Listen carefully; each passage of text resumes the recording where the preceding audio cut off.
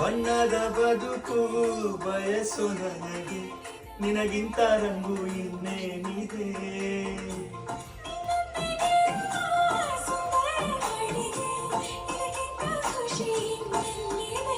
ನಾನಂತೂ ಕವಿಯಲ್ಲ ಏನೇನು ಬರೆಯೋಕೆ, ಒಲವೆಂಬ ವಿದ್ಯೆನೆ ಸಾಕೀಗ ಬದುಕಿಕೆ.